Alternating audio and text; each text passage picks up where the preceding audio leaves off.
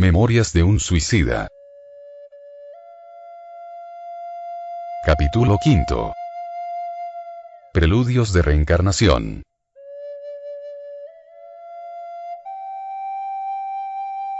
Respondió Jesús y le dijo: de cierto, te digo, que aquel que no naciere de nuevo, no puede ver el reino de Dios. No te maravilles de lo que te dije. Os es necesario nacer de nuevo. Juan, capítulo 3 versículos 3 y 7.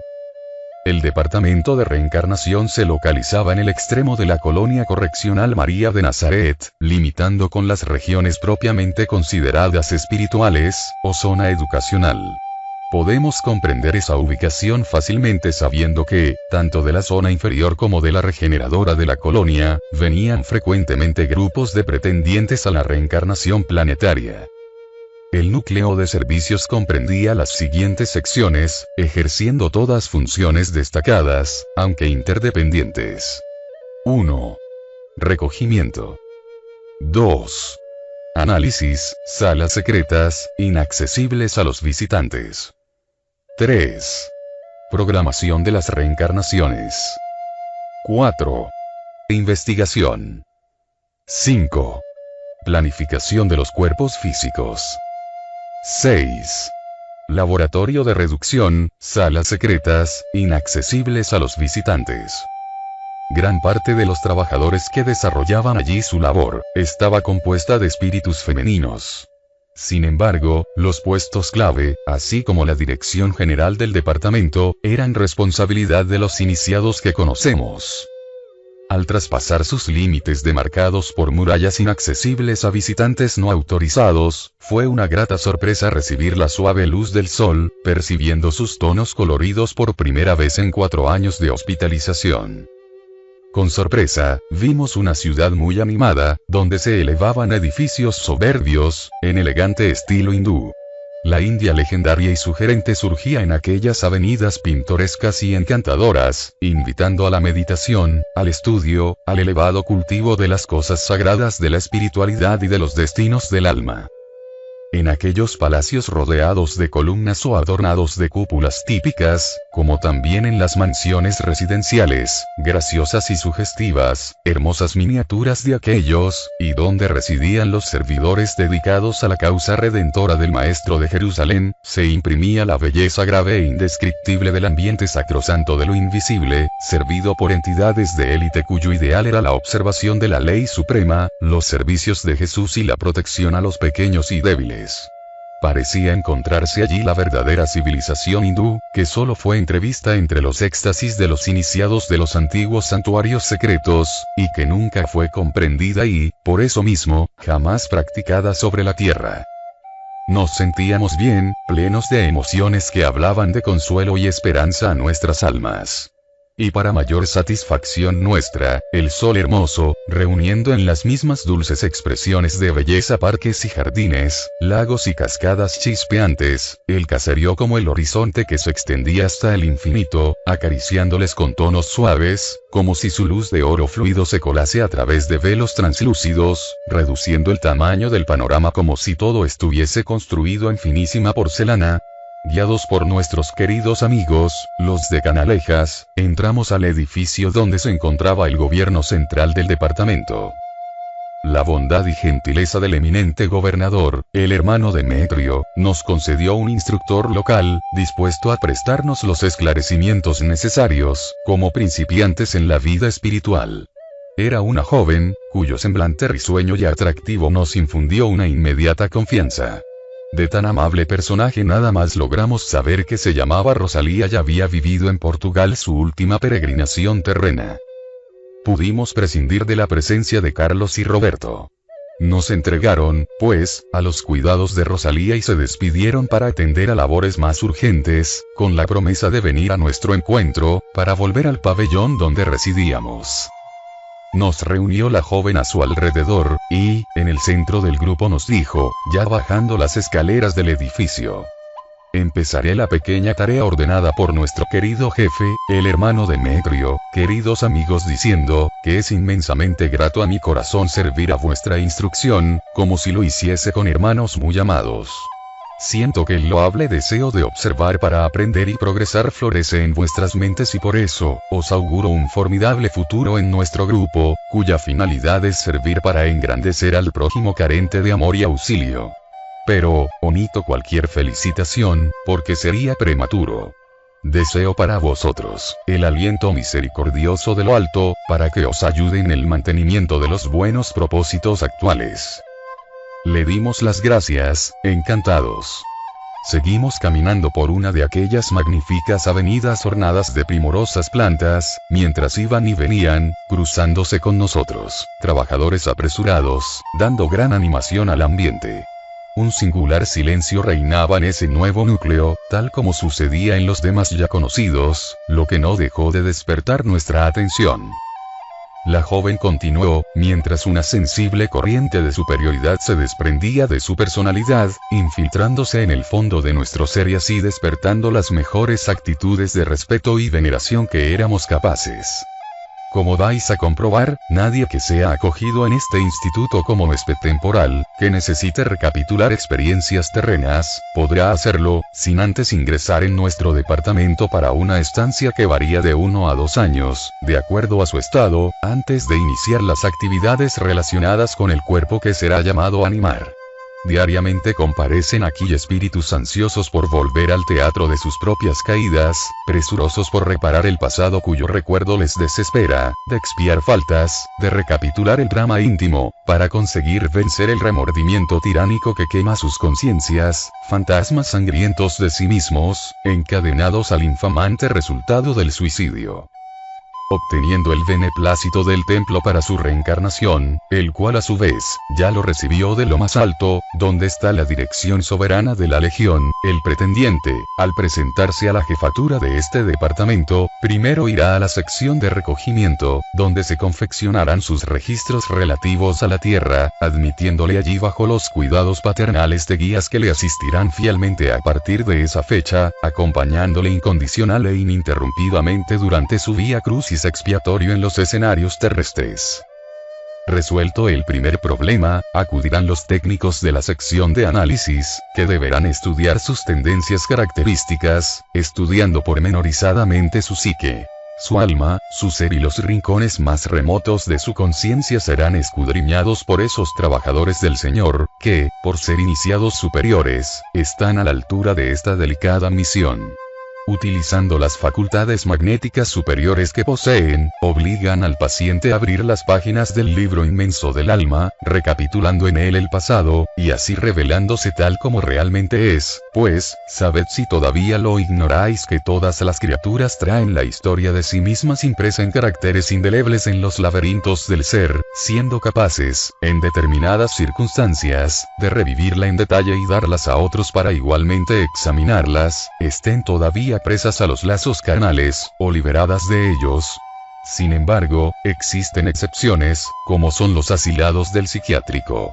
Estos, lamentablemente, reencarnarán tal como se encuentran. No es posible intentar nada para beneficiarles, a no ser el retorno al cuerpo físico, que será la terapia impuesta para correctivo del descontrol general de las vibraciones, creando, así, ocasiones para nuevas tentativas futuras. Esa terapia, ayudada por la oración que diariamente les será administrada en cadenas simpáticas, dulces y benéficas, hechas en su favor desde aquí, es todo cuanto, de momento, lograrán obtener esos infelices, a pesar del gran deseo que tenemos de verles serenos y dichosos. Una vez concluidos los trabajos analíticos del carácter, los mismos técnicos harán un informe de lo que comprobaron, minucioso y rigurosamente exacto, pasando entonces el caso a la sección de programación de las reencarnaciones. Por lo expuesto habréis comprendido que estos análisis son indispensables ya que establecen el programa de la existencia a seguir. Los méritos y deméritos del reencarnante, las caídas pasadas más graves y que, por eso mismo, mayor urgencia exigirán en la reparación, las concesiones atenuantes que se les pueda hacer, la preparación, en fin, de la existencia proyectada, se establecerá a través de la investigación descrita, aunque debo aclarar que esa importante elaboración se divide en dos partes distintas, con una sensible diferencia en la forma de operar. Es difícil, exigiendo hasta varias experiencias, realmente torturantes, cuando la persona que va a reencarnar procede de la zona inferior de la colonia, es decir, de los departamentos del hospital y las prisiones de la torre, mientras que supondrá una mera revisión y constatación de los informes cuando el pretendiente sea un interno del instituto propiamente dicho, es decir, de la región regeneradora dedicada a la reeducación, el colegio de la iniciación, etc., donde no tardaréis en ir vosotros. De cualquier forma, ese trabajo se facilita en gran manera por los informes derivados del templo y por la ayuda de los guías misioneros indicados por el astral superior, ya que sin su presencia no se hará nada en absoluto para la finalidad de la reencarnación. Una vez establecida la programación y concluido el borrador de las luchas expiatorias o reparadoras del reencarnante, de acuerdo con sus fuerzas de resistencia moral, es decir, de las posibilidades que dispone para la victoria y previstos los emprendimientos que pueda concretar a la vez que las expiaciones, las realizaciones para las que tenga capacidad, las facilidades que deba encontrar por el camino, que son efecto de los méritos anteriormente conquistados o las dificultades que, en su propio beneficio, encontrará durante el desarrollo de la existencia, consecuencia de los deméritos que arrastre del pasado, planificado, en fin, el panorama de la vida que le espera dentro de la reencarnación terrestre, que tanto le conviene, y que, generalmente, es tan deseada por la misma persona acosada por el arrepentimiento. Todo este magnífico trabajo, verdadera epopeya sabiamente trazada, es enviado a la Dirección General de la Colonia, que lo examinará. No se debe hacer conclusiones exageradas de esa exposición. Antes de la encarnación, el espíritu podrá escoger las pruebas de la pobreza, por ejemplo, sujetándose entonces a las peripecias del grado de pobreza que le convenga acarrear a su existencia. No se debe creer, por tanto, que en el más allá hayan sido discriminados minuciosamente todos los detalles y accidentes de la pobreza prevista. Si la prueba es la ceguera o mutilación, eso vendrá a suceder sin que sea necesario indicar en la programación hecha antes de la vuelta al cuerpo carnal, el accidente o la enfermedad que le conducirá al estado conveniente de prueba. Esto es lo que se concluye de las obras básicas de la doctrina, nota de la medium. Hay casos que necesitarán correcciones, que podrán referirse a la disminución de las pruebas, dejando para un futuro remoto la solución de algunos problemas, o el incremento del volumen de reparaciones para un periodo más corto, siempre de acuerdo con las posibilidades generales del amparado. El mismo templo, no obstante, solo expedirá órdenes en este último sentido cuando reciba autorización de lo más alto. Tanto los guías misioneros de la persona como los técnicos del departamento de reencarnación, son espíritus de elevado linaje en las regiones virtuosas del más allá, portadores de una gran sabiduría y gloriosa inspiración al servicio de la causa de la redención humana. Generalmente los programas que ellos establecen tienen el beneplácito del gobierno general de la Legión que, a través del templo, autoriza la preparación del nuevo cuerpo físico para el aprendizaje en la costra del planeta. Nos habíamos parado bajo los árboles que había a lo largo de la avenida por donde caminábamos, y oíamos tales exposiciones interesadísimos acordándonos de las citas que nos daban ciertos libros antiguos sobre las clases que daban Pitágoras, Sócrates y Platón, rodeados de discípulos, y más o menos basadas en principios análogos, a la sombra de los plateanos, en los parques de Atenas. Intervino Belarmino, que atendía las palabras de Rosalía con atención. Hermana, podemos deducir de tus palabras que los dramas de la vida humana, las desgracias, las tragedias que diariamente sacuden el globo, convirtiendo a la humanidad en un juguete de fuerzas ciegas y superiores, son dirigidas por una fatalidad inexorable. Sonriendo con encantadora sencillez, la lúcida sierva de María dijo, mientras nos invitaba a subir las escaleras del noble edificio rodeado de columnas y arbustos floridos y árboles frondosos, en cuyos pórticos se leía esta simple inscripción: recogimiento. No, amigo mío. El sentido común indica que la humanidad no puede ser regida por la ceguera de la fatalidad.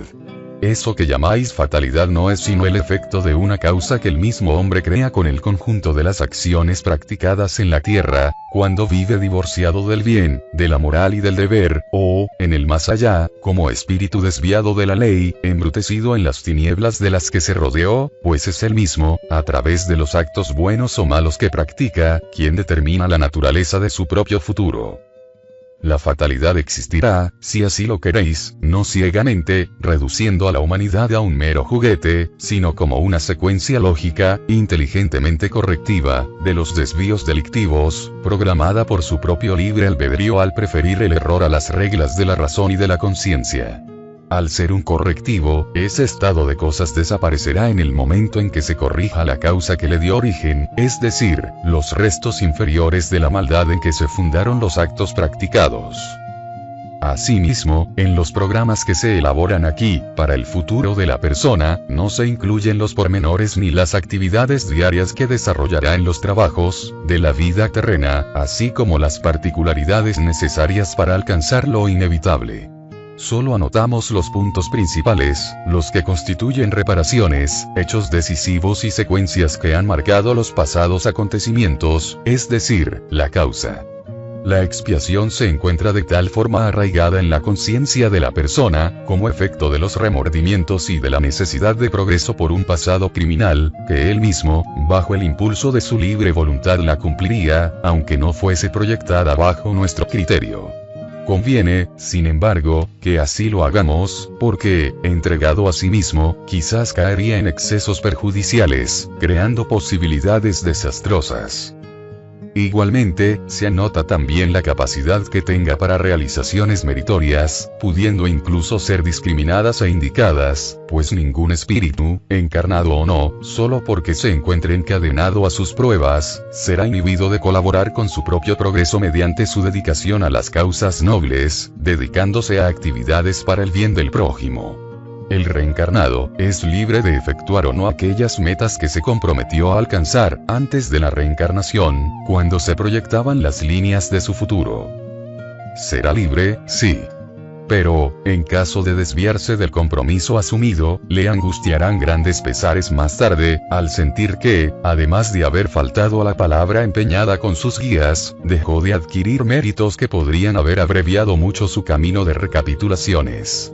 Como ves, amigo mío, no se trata de fatalidad, sino de un encadenamiento armonioso de causas y efectos. Entramos en un amplio salón con muchos compartimentos, teniendo cada uno, en lugar de puertas, discretas cortinas de suavísimo tejido azul celeste. Un silencio impresionante llamaba nuestra atención, creyendo que no habría nadie allí. Un aroma delicado y sugestivo, prestaba un encanto indefinible a ese interior lleno de atractivos, donde una luz dulcemente dorada penetraba por unas claraboyas ovaladas adornadas con rosas blancas. El recinto estaba adornado discretamente con esas flores, dejando entrever un exquisito gusto femenino en su decoración. En un ángulo del salón, sobresalía un mostrador semicircular. Una señora de edad indefinible se levantó inmediatamente al vernos, y, dejando aflorar en los labios una bondadosa sonrisa, nos saludó con esta fórmula singular, mientras caminaba en nuestra dirección, extendiendo gentilmente su mano. La paz del Divino Maestro sea con vosotros. Rosalía nos la presentó, amablemente. Ya os esperaba, amigos míos. El hermano Teócrito se comunicó conmigo esta mañana, informándome de vuestra necesidad de rápidas aclaraciones sobre esta sección. Os acompañaré yo misma por este recogimiento, que os recibirá un día a todos vosotros, pues no hay nadie, internado en esta colonia, que deje de pasar por aquí. Era una religiosa. Su hábito blanco, matizado por fosforescencias de oro pálido, que parecían venir de la luz que se proyectaba sobre el apacible recinto, era muy bello, como si se tratase de la túnica de una virgen legendaria de los poemas sagrados.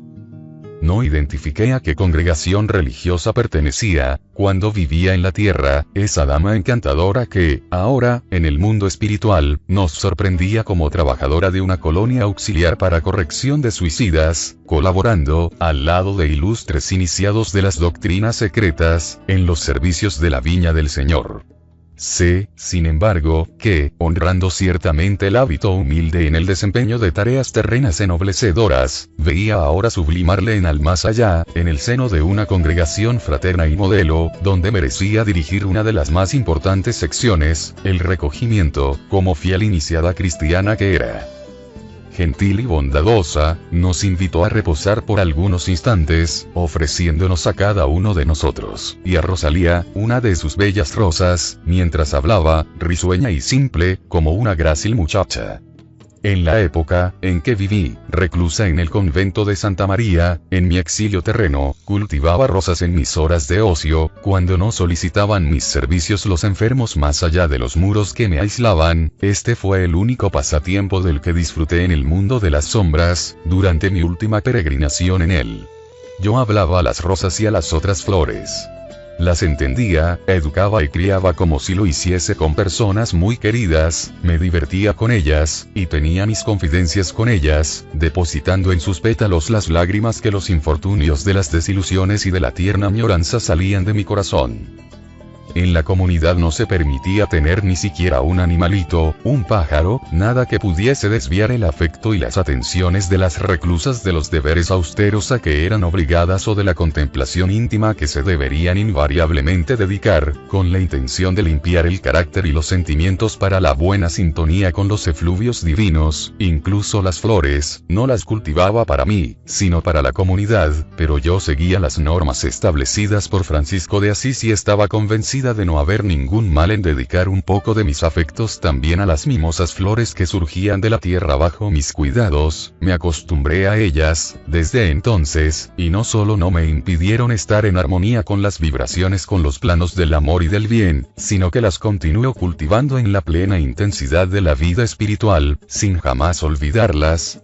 Impresionado con los encantos que se desprendían de la religiosa, Belarmino hizo una pregunta, que consideré indiscreta y de muy mal gusto.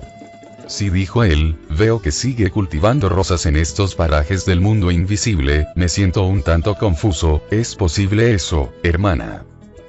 Hermana Celestina, para servirte, querido hermano Belarmino. ¿Cómo dices? ¿No ves ahí las flores? ¿Cómo no va a ser posible, entonces?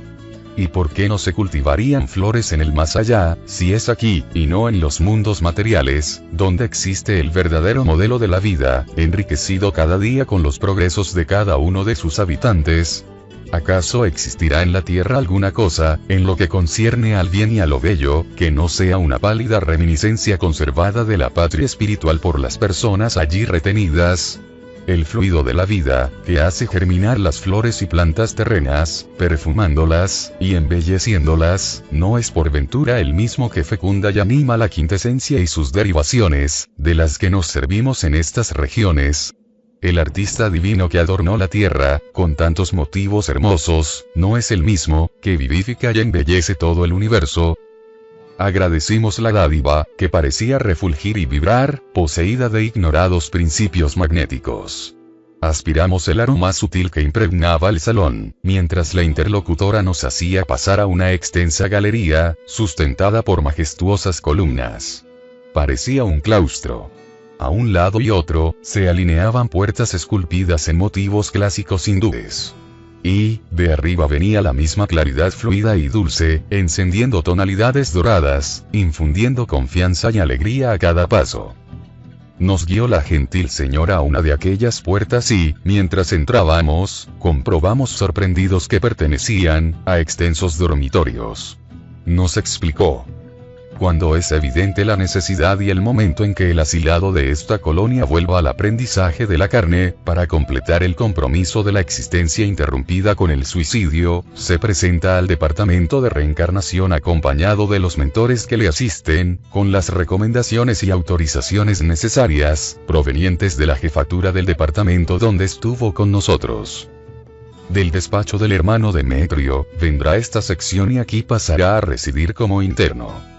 Le hospedamos con afecto y satisfacción, procurando hacer su estancia lo más consoladora posible, porque, generalmente, el suicida es un ser triste a quien nada le alegra, un inconsolable que, sabiendo que no tardará en volver a la tierra en durísimas condiciones, mucho más se angustia al entrar aquí, donde permanecerá mientras duren los preparativos para su retorno. sus miedos, las meditaciones acerca de lo que pasará en el futuro, enclaustrado nuevamente en la vestimenta carnal, se van dilatando a cada minuto que pasa, pues no ignora, sino que percibe con claridad, lo que le aguarda en la vida en que deberá rehabilitarse para la conquista de sí mismo, para los planos del verdadero bien. Ese estado de ansiedad, agravándose en la proporción que se van haciendo los preparativos, se vuelve verdaderamente angustioso, provocando lágrimas frecuentes en sus corazones desgarrados por el arrepentimiento, por el temor y la añoranza, pues, desde el día que un pretendiente a la reencarnación traspasa los umbrales del recogimiento, se despide de la colonia o del instituto, de los maestros que le han instruido, de los compañeros y amigos que tuvo allí, solo los reencontrará más tarde, al terminar el exilio, aunque es verdad que, una vez reencarnado, no estará separado de estos, como a primera vista se podría suponer. Al contrario, continuará siendo el blanco de las atenciones todos los que velaron por él durante la estancia en la colonia, ya que la permanencia en el plano físico no disminuirá el deber de estos para con él, ni estará, por eso, desligado de ella. Podrá incluso continuar siendo recibido aquí, aconsejado, instruido, confortado por sus antiguos mentores, gracias al sueño del cuerpo físico, que le permitirá una relativa libertad, y lo hará, necesariamente, pues no se desligó aún de nuestra tutela, está de la misma forma internado en nuestro instituto porque la reencarnación a que se somete no es sino uno de los recursos con que contamos para el trabajo de educación necesario para su recuperación al plano normal de la marcha gloriosa hacia el progreso. Pero, ellos saben que, una vez en el cuerpo físico, ya no serán tan lúcidos y olvidarán la convivencia fraterna, las caritativas bendiciones de la presencia de aquellos que fueron como ángeles tutelares que enjugaban las lágrimas de la desgracia, y por eso, se angustian y sufren y mis auxiliares y yo velaremos por ellos aquí, en el recogimiento, ayudándoles a la readaptación a las cosas de la tierra, despertándoles el gusto por la existencia en el seno generoso del planeta también dotado por la sabiduría del todo misericordioso, y que solo los desvaríos del hombre le vuelven inclemente e ingrato, pues conviene no olvidar que el suicida se desencantó de la permanencia en la sociedad terrena, la detesta y quisiera afinarse con otra que hablase mejor a sus íntimos deseos. Muchos, asustados con las perspectivas de las expiaciones, que solo conocen minuciosamente después de ser internados aquí, se arrepienten de la intención que traían y, acobardados, piden retrasar un poco más la época del renacimiento, en lo que son atendidos. En lágrimas, son reconducidos, entonces, al lugar de donde vinieron y entregados a sus tutores locales, quedando sin otros progresos hasta que se decidan al único recurso que les proporcionará la posibilidad de días mejores: la reencarnación. Aquí, no permanecen inactivos, a la espera de quien les prepare la morada terrena del futuro. Trabajan con sus instructores en los preparativos para su renacimiento, colaboran en la exhaustiva labor de las investigaciones para escoger los padres que mejor convengan a las pruebas que deberán presentar ante las leyes sacrosantas que infringieron, porque, generalmente, los suicidas no reencarnan para la expiación en los círculos de afectos que les son más queridos, sino fuera de ellos, para que estudien, bajo la orientación de los guías misioneros, la programación de sus actividades en la tierra, aprendiendo, en una especie de clase práctica, ofrecida a través de cuadros inteligentes y animados como escenas teatrales o cinematográficas, a desarrollarlas, realizarlas, remediarlas y llevarlas a una finalidad positiva, actuando con acierto y prudencia. Viajan asiduamente a la tierra, donde están siempre acompañados de sus tutelares generosos, procurando orientarse en las costumbres a las que tendrán que adaptarse, según sean los ambientes en los que arrastrarán la prueba que consigo llevan, porque les conviene a ellos mismos que se resignen a la situación antes del ingreso en el cuerpo carnal, para que no sientan demasiado el cambio de costumbres que les proporcionó la convivencia con nosotros. Y, después de ultimar las investigaciones y escogido el medio familiar en que ingresarán, estarán alrededor de sus futuros padres, procurando ajustarse con ellos, conocerles mejor, adaptarse a sus costumbres, principalmente si es necesario para el progreso la difícil situación de aceptar para el renacimiento un medio hostil, donde pueden existir enemigos de otras vidas o espíritus extraños, indiferentes por tanto a los infortunios que les sacudirán. ¿Quiere decir, hermana, que esas investigaciones a que se refiere?, pregunté, aprovechando una pequeña pausa de la elocuente interlocutora. se mueven en torno de la búsqueda de una familia, de un ambiente, de padres bastante caritativos para estar de acuerdo en recibir en su seno a un hijo extraño, que será motivo de constantes preocupaciones, dadas las pruebas que acompañan la reencarnación de un suicida. Existen realmente casos penosos, difíciles de ser resueltos, amigos míos. Tenéis un ejemplo en esas personas, las que visteis en el psiquiátrico, cuando se quedan aquí, en el recogimiento, esperando que se les consigan padres, pues, como sabéis, ellos, además de incapacitados para colaborar con sus mentores en su beneficio, el estado en que están es de tal forma precario que, para el renacimiento, solo se les permite un cuerpo entorpecido por achaques insolubles, inaccesible al estado normal de la criatura encarnada, constituyendo una angustiosa prueba para los padres que les reciban. Como ya explicamos, muchos de esos infelices volverán a la vida planetaria ocupando cuerpos carnales paralíticos, dementes, sordomudos, enfermos incurables, etcétera, etcétera, y su vida transcurrirá en ambientes donde existan grandes pruebas a ser espiadas por los padres. Para eso, sus guías y dedicados mentores establecen, con los posibles padres, conmovedores convenios, acuerdos supremos como este. Que estén de acuerdo en recibir en su seno a aquellos desdichados, como hijos, y les amparen en el vía crucis de su expiación, pues necesitan la reencarnación para volver en sí del entorpecimiento a que el suicidio les arrojó, y, así, mejorar su situación. Que practiquen esa sagrada caridad, por el amor del divino Cordero, inmolado en lo alto del Calvario por amar a los pecadores y desear su recuperación para la vida inmortal, porque la suprema ley del amor al prójimo les otorgará el mérito de la buena obra, favoreciéndoles oportunidades dignificantes para realizaciones rápidas en el plano de la evolución, para conseguir un estado feliz y compensador. Que consientan en convertirse temporalmente en agentes de la Legión de María, aceptando en su hogar generoso a sus enfermos infelices por el pasado pecaminoso, hasta que finalicen la expiación necesaria, resultante de la lección pavorosa del suicidio, pues, determina la ley que la caridad cubra una multitud de pecados. Y ellos, padres, que también han fallado contra la supremacía de la incorruptible ley, verían lavados muchos delitos por esa sublime virtud que bien pudieron practicar, sirviendo a los sagrados designios del Creador. Pero, si algunos están conformes bondadosamente con cumplir la honrosa y amarga tarea, hay otros que la rechazan, prefiriendo reparar las propias faltas hasta el último céntimo, a contribuir con sus servicios para que uno de estos infelices repare las consecuencias del gesto macabro que cometió, bajo un techo amoroso y honrado. No sintiéndose obligados a eso por ley, prefieren sus propias pruebas, al lado de una prole sana y graciosa, a suavizar las penas, con la concesión de oportunidades generosas y compensadoras, bajo la condición de ejercer la sublime caridad de prestarse a la paternidad de pequeños monstruos y anormales, que solo les acarrearían disgustos e inquietudes. Y como pues, reencarnarán esos pobres compañeros de desgracia, Dios mío, ¿cómo reencarnaremos entonces nosotros, a quienes todo nos faltará, incluso padres? Pregunté, impresionado y ansioso, recordando que yo volvería al cuerpo ciego, Mario sin las manos y Belarmino enfermizo e infeliz desde la cuna. Os darán informes en la sección de investigación, queridos hermanos. Ahora, visitemos estas dependencias que también os alojarán un día, al iniciarse las jornadas reparadoras. Era el recogimiento como un enorme internado, compuesto de 4 pisos bien diferentes, aunque no hubiese ninguna diferencia en su disposición interna.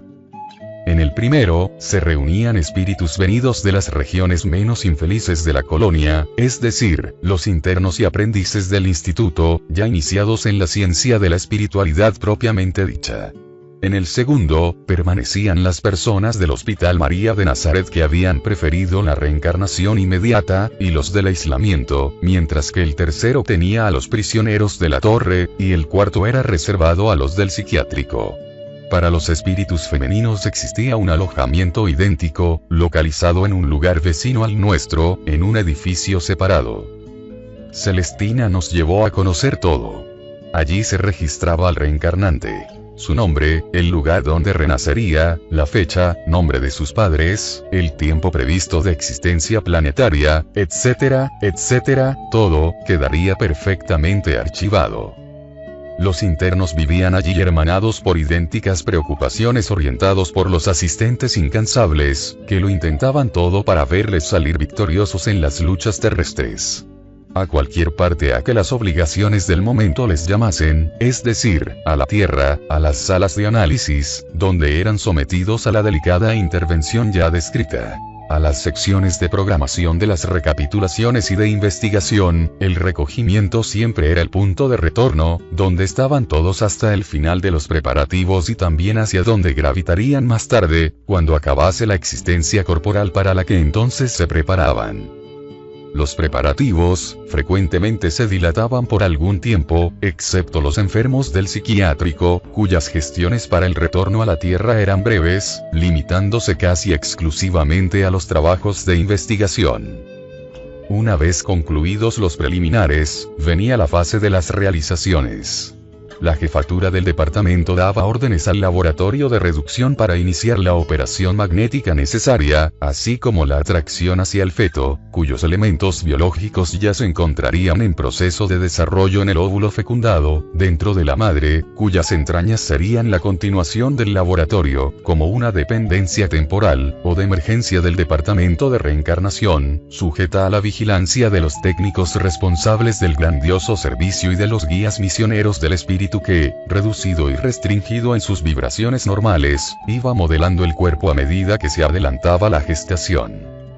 También nos explicaron que el molde ideal para ajustarse a la forma de ese feto en elaboración era el cuerpo astral que disponíamos en ese momento, el periespíritu, lo que nos aclaró suficientemente cómo vendría a ser el futuro cuerpo que ocuparíamos, estructurado bajo el magnetismo enfermizo de vibraciones oriundas de grandes desgraciados, como nosotros, según lo que ya nos habían comentado los pacientes mentores. No pudimos visitar el laboratorio de reducción, ni las salas de análisis. Pero nos informaron que, al ingresar en el laboratorio, no se quedaba la persona en él. Al contrario, a través de poderosas cadenas magnéticas que parten de las mismas fuerzas ilimitadas y divinas, que mantienen el universo, era impulsado hacia el cuerpo que debía habitar, afinándole con este, al mismo tiempo que armonizaba su periespiritual de la mujer que había consentido, voluntariamente u obligada por la gran ley, en ser su madre, para sufrir y llorar con él la consecuencia dramática e irremediable del suicidio. Durante esa atracción, que se opera lentamente, a medida que progresa la gestación, la persona va perdiendo poco a poco la facultad de recordar su propio pasado, ya que su cuerpo astral sufrió las reducciones necesarias al fenómeno del modelaje del feto, lo que se verifica también gracias al auxilio magnético y vibratorio de los psicólogos responsables, sobre la voluntad y sobre las vibraciones mentales del paciente. A medida que avanza el estado de gestación en el seno materno, sus vibraciones, comprimiéndose más y más, van limitando profundamente en el periespíritu los recuerdos, las reminiscencias y las impresiones vivas de los dramas dolorosos vividos por él en el pasado, produciéndose entonces el olvido impuesto como un regalo de misericordia por parte del legislador supremo, condolido de las desgracias que sucederían si los hombres pudiesen recordar libremente los verdaderos motivos de por qué nacen en la tierra en condiciones lastimosas, muchas veces luchando y llorando desde la cuna a la tumba. Al entrar allí, se inicia en su ser un estado parecido al preagónico, fácil de ser comprendido por la reducción que sufren todas sus facultades, su mente y sus vibraciones. Tal estado, muy penoso para cualquier espíritu, se vuelve odioso para un suicida, ya que su periespíritu se encuentra angustiosamente perturbado con el choque sufrido por la violencia producida en él por el suicidio, y del que solo será aliviado muchos años más tarde, cuando al desencarnar, se verifique la desconexión natural y lenta de los lazos magnéticos que le unen al cuerpo, al que comienza a estar unido desde la intervención en el laboratorio. Supimos que esa epopeya, digna de la creación divina, será facilitada en su cumplimiento, y suavizada en sus perspectivas, cuando el paciente demuestre un arrepentimiento sincero por el pasado que vivió, y buena voluntad y humildad para reparar errores cometidos y progresar en busca de los beneplácitos dignos de la conciencia, pues entonces, su voluntad se hará maleable bajo la acción protectora de los desvelados guías, que emplearán todos los esfuerzos para ayudarle a salir victorioso y rehabilitado de la maraña de caídas y delitos contra la ley incorruptible del Todopoderoso. pasando por todas las dependencias y obteniendo siempre valiosas aclaraciones de la hermana Celestina, Rosalía, o de los jefes de las salas, llegamos a los recintos reservados a la programación de reencarnaciones, cuya finalidad ya describimos en este mismo capítulo. Destacaremos tan solo que, al ingresar en el confortable edificio donde estaba aquella sección, recibimos una agradable sorpresa. La sorpresa, indudablemente, se debe a la mentalidad que, en ese momento, todavía tenía el espíritu que hace el relato, fruto de su incipiente elevación espiritual. Recordemos que había vivido y desencarnado en una época, donde a las mujeres no se les concedían responsabilidades en la sociedad humana, e incluso se les negaban abiertamente, finales del siglo XIX y principios del XX. En el mundo espiritual no hay distinciones entre los espíritus por razón del sexo, nota del traductor.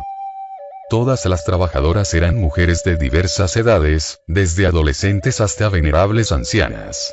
Activas, lúcidas, perfectamente capaces para el elevado desempeño que les era confiado, consultaban las notas venidas de las salas de análisis y las órdenes del templo y trazaban con sabiduría el esquema de la existencia que convendría a cada enfermo de la colonia que volvía a la tierra.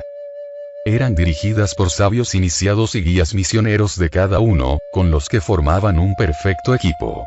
Como ya dijimos, vimos que muchos reencarnantes colaboraban en esos mismos planes que suponían el rosario de sus expiaciones, los días de angustia que les arrancarían lágrimas de su corazón oprimido y las pruebas que todo delincuente siente necesidad de presentarse a sí mismo para aliviar la conciencia de la deshonra que le aflige, en especial a un suicida, inconsolable ante el abismo creado por sí mismo. No me pude contener.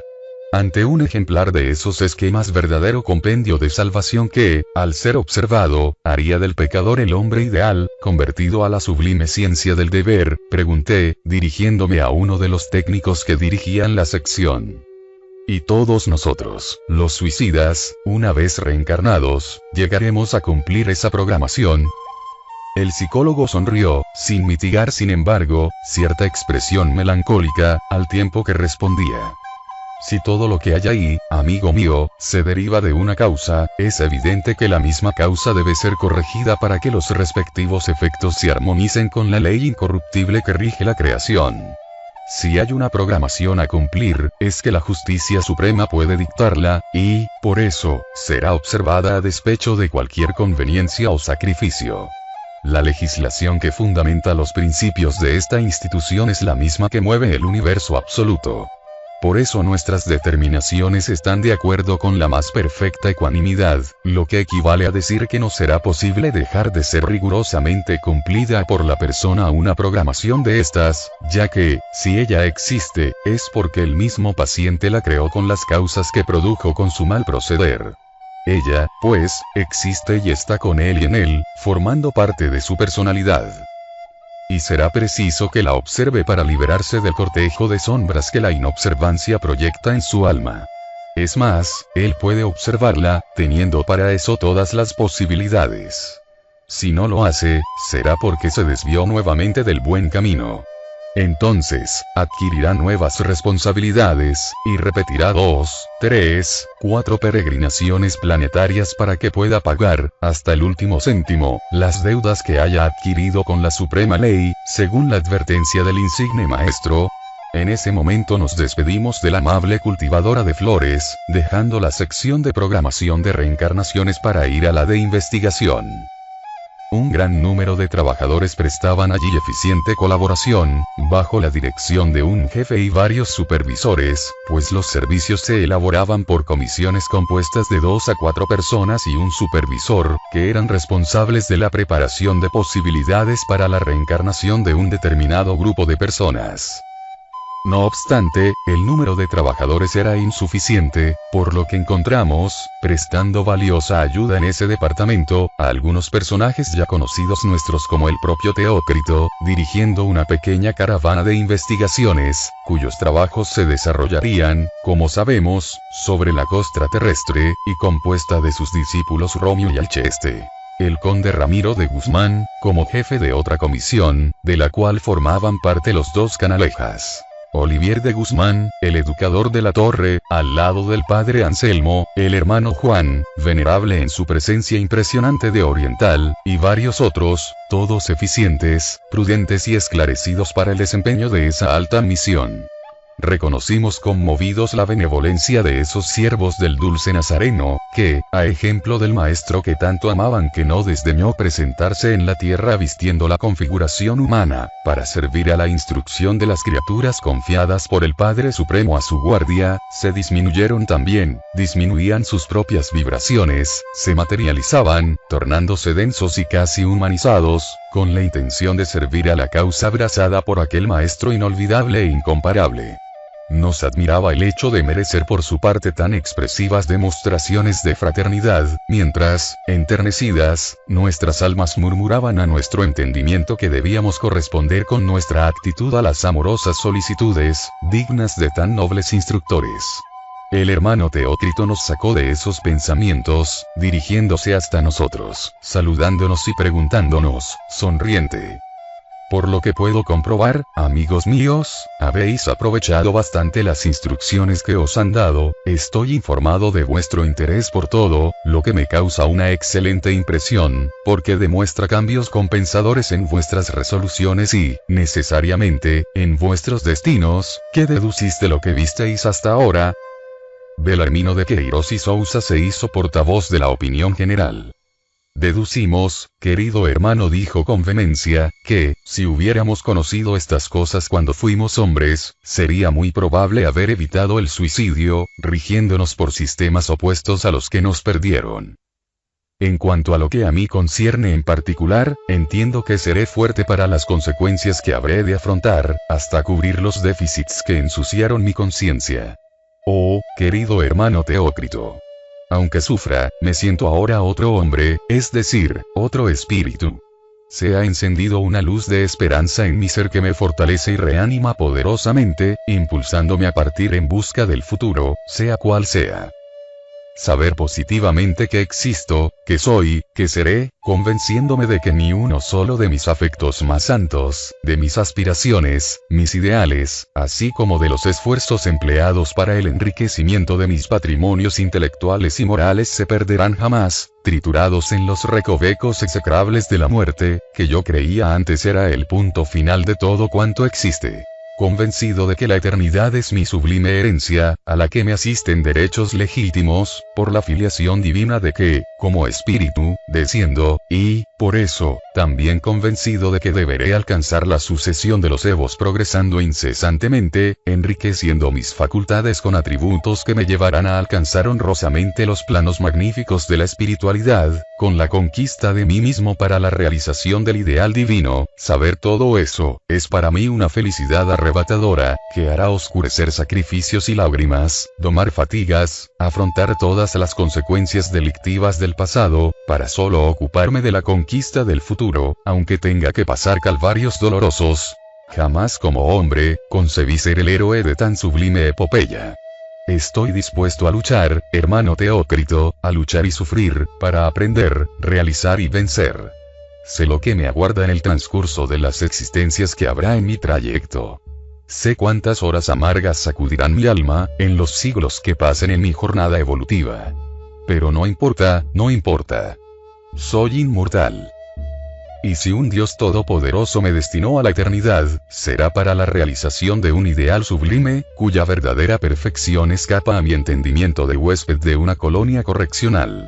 No para errar y sufrir siempre, ya que el Creador omnipotente no se limitaría a dejar a su descendencia tan parcos recursos de acción. Oh, venerable Teócrito, me siento disminuido todavía. No me despojé siquiera de los bacilos que corroyeron mi última organización animal, destruida por mí antes que el virus de la tuberculosis terrible la pudriese finalmente, enervado como quedé al verla nauseabunda y detestable. Sé que tendré que volver a la tierra muy en breve, pobre, huérfano, tuberculoso todavía, tullido por decepciones diarias, sujeto a quien no dará una ilusión. Lo sé. Pero estoy dispuesto a aguantarlo todo e incluso me alegro con la severidad de esa justicia soberana, porque su lógica la revela también oriunda de una sabiduría que impone con la fuerza del derecho. Y me inclino, resignado y respetuoso. Teócrito sonrió. Pasó, complacientemente, su mano sobre el hombro del interlocutor y dijo, paternalmente: «Qué lúcidas y vehementes palabras, querido Belarmino. Mientras hablabas, estuve pensando en cómo serían de bellos los discursos que proferías en tus aulas clásicas de dialéctica, mis más sinceros votos para que perseveres en tan hermosas y edificantes resoluciones, puesto que, siendo así, los caminos del progreso que serás obligado a realizar serán fáciles de vencer. Sin embargo, no te dejes arrebatar demasiado por el esplendor del panorama divino de la vida que, a muchos otros, antes de ti, ofuscó. La evolución del espíritu hacia la luz es bella y grandiosa, no cabe duda. La vida del hombre, en su incesante escalada hacia lo mejor hasta lo divino, es una gloriosa epopeya que honra a aquel que la vive. Pero el trayecto es duro, amigo mío. Los cardos y las espinas llenan esos caminos redentores, exigiendo del peregrino de la luz las más activas energías y los más edificantes sacrificios. Te veo sincero, idealista, animado de una digna buena voluntad, y eso me satisface mucho. Sin embargo, el entusiasmo por sí solo no llevará a nadie a la victoria real, sino a la aventura dudosa. Medita sobre la necesidad de disponer de armas morales sólidas, para la travesía tumultuosa a la que te obligarás para conquistar el primer escalón de esa inmensa espiral evolutiva de tu destino, que ha de ser, simplemente, la próxima existencia que tomarás en la arena terrestre. Vienes de una encarnación en la que fuiste primogénito de una buena familia, donde no te faltaron atenciones y respeto. Fuiste un individuo culto, viviendo fácilmente entre gozos y comodidades, prestados por el oro y por las atenciones de una madre tierna y dedicada. A pesar de todo eso, fallaste, no soportando siquiera las aflicciones de una enfermedad física, patrimonio común a toda la humanidad.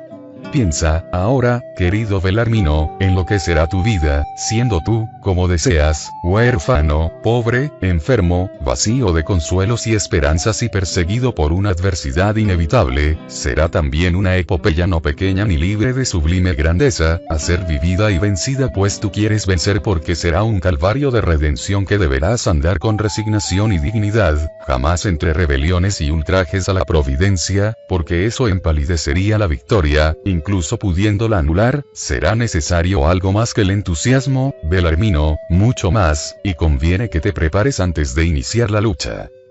Mario Sobral se aproximó, intranquilo como siempre. ¿Puede atenderme un instante, hermano Teócrito? Aquí me tienes, hijo. Dime todo, con confianza. Es que, deseo tomar una resolución, la tomé ya, pero necesito ayuda, me siento desorientado. Bien lo sé, Mario, continúa, respondió el director del Hospital María de Nazaret. Hermano Teócrito, ¿quién es el responsable directo por mí, en esta colonia correccional en la que estoy? Soy yo, Mario. Gracias a Dios. Espero encontrar facilidades para los proyectos que me interesan. Señor, hermano, apiádese de mí, no puedo más.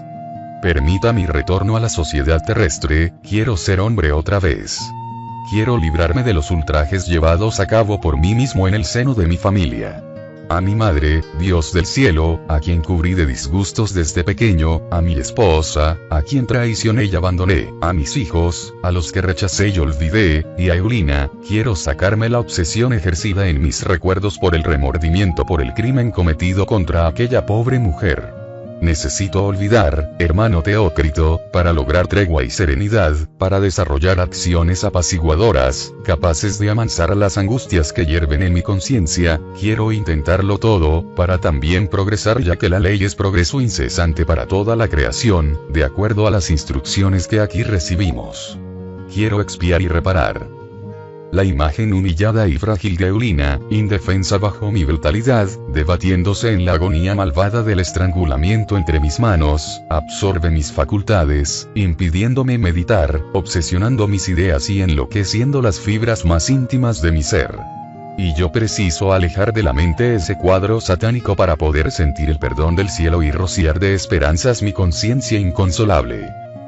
Quiero sufrir, hermano Teócrito. La trágica tormenta del Valle Siniestro no fue suficiente. No fue por Eulina lo que allí sufrí, sino por mí mismo, por mi acto de suicidio. Prometí, de rodillas, a la sombra dolorosa de Eulina agonizante, ser otra vez hombre, arrastrar una existencia, de la cuna a la vejez y a la tumba, sin las manos que la estrangularan. Yo mismo me impondré ese castigo, como muestra de mi sincero arrepentimiento.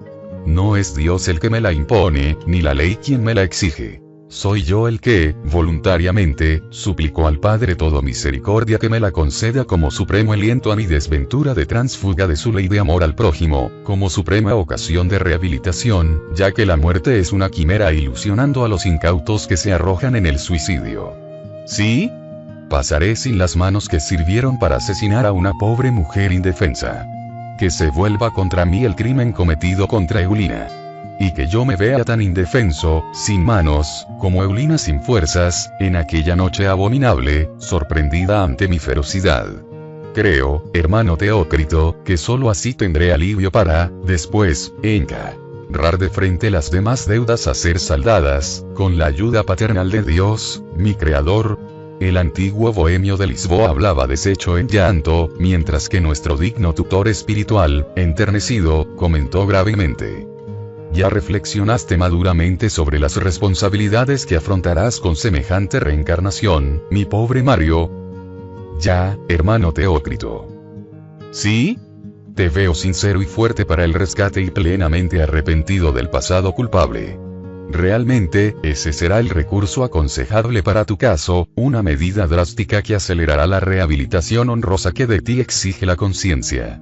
Pero ten en cuenta que fuiste también suicida y, por eso, las condiciones precarias en que se encuentra tu periespíritu, modelador que será de tu futura estructura carnal, te llevará a recibir, con el renacimiento, un cuerpo enfermo, debilitado por achaques irreparables en el plano físico. Lo deseo, hermano Teócrito. Todo, es preferible al suplicio de este remordimiento que me tiene encadenado al infierno que se extendió por mi alma. Al menos, como hombre, cuando todo me falte, para que solo las desgracias me flagelen, tendré un consuelo, el cual la misericordia del Todopoderoso Padre concederá como limosna suprema a mi irremediable situación. El olvido. Teócrito prometió interesarse inmediatamente por su pretensión, añadiendo paternalmente: en el momento que se terminen las instrucciones planificadas, visítame, en mi departamento, Mario, para establecer los preparativos previos de tan delicadas realizaciones. Enseguida nos invitó a tomar parte en la comitiva que bajo sus cuidados investigaría medios para la reencarnación, ya ordenada y programada, de algunos pacientes suyos, que se someterían, así, a la terapia por excelencia, aún bajo su vigilancia, aunque ya varios de ellos no dependían del Hospital María de Nazaret. Iríamos como simples observadores, ya que nuestras condiciones no permitían colaborar de ninguna forma. Una vez en posesión de las instrucciones necesarias, preparado para la espinosa misión, el abnegado paladín de María se volvió hacia nosotros, exclamando: tenemos todavía mucho tiempo, pues los servicios solamente pueden ser realizados en la tranquilidad de la noche. Id a reposar, queridos amigos, hasta que os mande a buscar para ir al lugar indicado, ya que hasta altas horas de la madrugada no estaremos de vuelta. Roberto y Carlos de Canalejas se acercaron, con la intención de reconducirnos al pabellón donde residíamos. Rosalía se despidió, prometiendo reencontrarnos en el mismo lugar, ya al día siguiente, para seguir las recomendaciones de nuestro querido tutor, el hermano Teócrito.